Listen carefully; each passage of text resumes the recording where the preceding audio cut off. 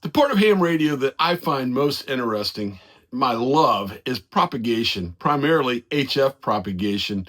And having lived all of my life right by the ocean, I'm really interested in when things happen that are out of the norm. One of those is something that I've experienced, unfortunately, a lot in my lifetime, are tropical cyclones, or hurricanes, as we call them here in the southeastern United States. You know, a year ago, I was in Rhode Island, and there was a Hurricane Ernesto, almost the same week to the date as this week here, as I'm in Virginia, Hurricane Aaron. So the E storm, a year to the day almost, these two. But when I was in Rhode Island, and I've got a video on it, I'll put it below, I started doing some research. I started looking deeply into papers, technical papers, on what happens to the ionosphere above a hurricane and what happens. So I got up in the morning real early. I was on my way to work, and I threw up an antenna right by the water, by the Narragansett Bay, and boom, all of a sudden I'm talking to Jamaica, and I'm looking on the map and through my coordinates, and I was like talking right over, maybe through the Hurricane Ernesto. So it was really interesting.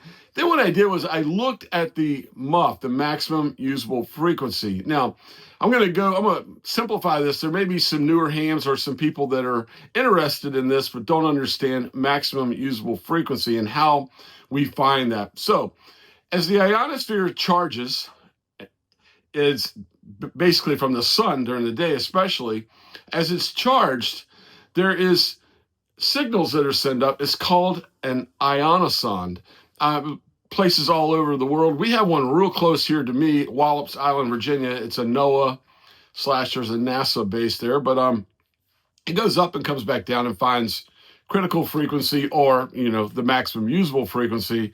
There's a lot to that as well. But anyway, and it lets them know. You look at the map, the MUF map as we call it. I'll put a link to that below as well.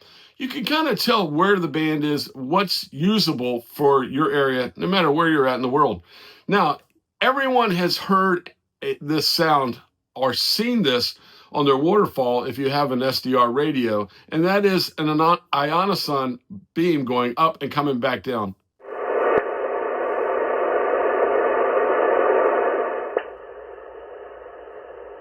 So there you go. If you ever wondered what that sound was, that's it. That's an ionosonde. That's basically, it's kind of like, it's not radar, but it's like going up and coming back down. So as it's going up, some of it goes through the ionosphere forever into space, but the part that bounces back down, the receiver below can tell what that frequency is, and it lets you know this is where the ionosphere is there. Anyway, so I watched this when I was in Rhode Island, and I saw a great opening. What really struck me yesterday as Hurricane Aaron went through, between me and Bermuda, I watched the shape of the maximum usable frequency, the MUF map, and the shape almost identical to the shape of the hurricane.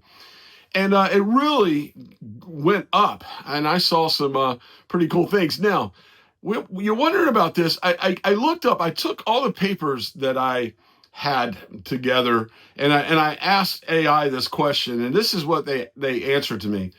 Tropical cyclones affect the ionosphere primarily by generating atmospheric waves that propagate upward, causing disturbances such as fluctuations in total electron content, TEC, and critical frequencies, with these effects often peaking before landfall and continuing for some time afterward.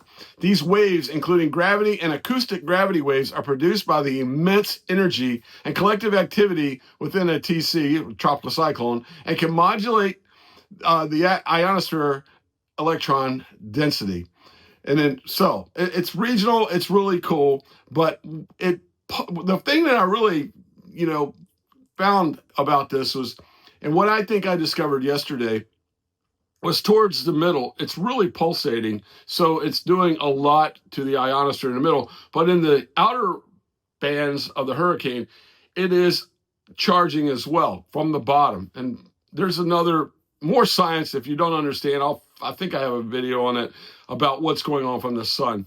But anyway, so yesterday, as the hurricane split right between me here in southeastern Virginia And Bermuda, early in the morning, just about 7 in the morning, I got on 20 meters because I've got friends over there, VP9NN, VP9NR, VP9ID, VP9IV. It was just a group of great hams in Bermuda. And in the mornings they're on, and I can hear them. A couple days ago, I was on before the hurricane, and conditions weren't that great. Yesterday, what I found was talking to these guys, conditions would be super awesome, and then boom. I mean, I've never seen QSB like this before in my life. Just disappear, and then boom, right back. So it was kind of a strange phenomenon, but it was interesting. And I think what was going on was that eye of the storm, and I looked, mapped it out, was directly between us. Yeah, it's a good morning here.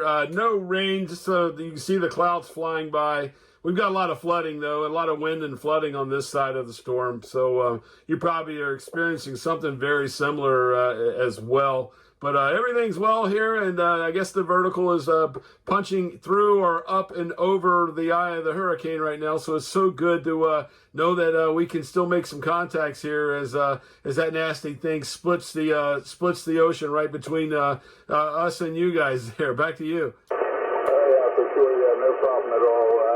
We just had a shower here. It just looks out.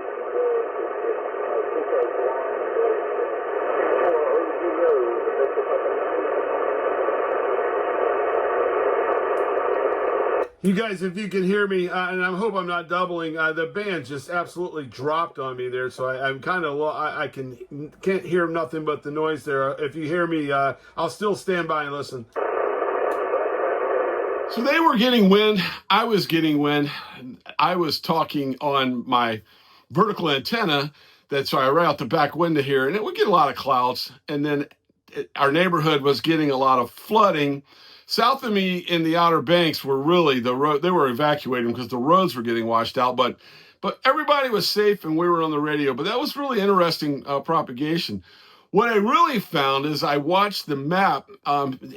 Things opened up such that 15 meters at like 9 in the morning, which, listen, it's August. For me, 15 meters in August at 9 in the morning just doesn't happen. But boy, was it quiet, and boy, was it open. Thank you. QRZ, Lima, Zulu 1 in November, kilowatt. Kilo 4, Oscar, Golf, Oscar. Kilo 4, Oscar, Golf, Oscar, good morning. Thanks for coming back. You're 5x7, some QSB. My name is Nick, November, Henry, Charlie, kilowatt. Back to you, over. Yes, Nick, the name here is Walt, Whiskey, Alpha, Lima, Tango. You're 5959 into Virginia on the Atlantic coast, USA. Yeah, Roger, well, it's nice to meet you today. Thank you so much. 73, have a great day. Bye-bye, Walt. Thank you, 73, bye-bye. Thank you. Lima, Zulu 1, November, kilowatt, calling QRZ. Tango India 5, Victor, my Julia CQDX. Kilo 4, Oscar, Golf, Oscar. Okay, Kilo 4, Oscar, Golf, Oscar. Good morning, Walter. You're 5x9? You're 5x9 as well into Virginia. Thanks for the contact there, my friend. All right. Now, those contacts, if I look on the map, were kind of on the outer realm, the outer edges. The signal was kind of reflecting off or refracting off the outer part of the ionosphere that was over the storm. But really crazy that it was like that on at 9 o'clock my time in the morning. Something in August. I've never seen 15 open like that before. So that was really cool too. So I'm thinking yes, I was experiencing what was going on from the hurricane as it affected the ionosphere. So there you go. There was my this year's experiment. I hope I don't get another hurricane or we don't get one the rest of the year.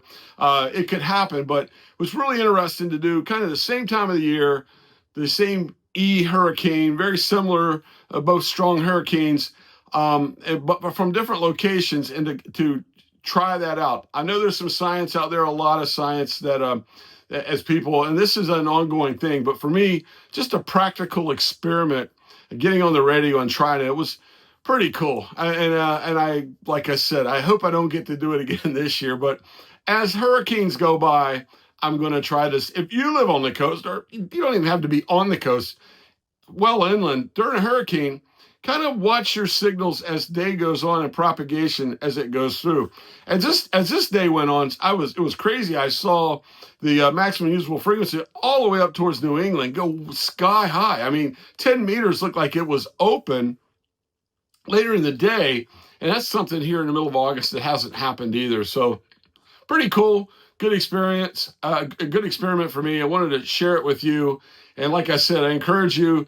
We're in hurricane season. I think there's a couple more puffs coming across the ocean there. Keep your eye out and play around with your radio and see what kind of contacts you make through, over, and around the hurricanes as they go by. Hope you enjoyed this. If you did, please like and subscribe. Until next time, I'm Salty Walt, K4OGO. Stay salty, my friends.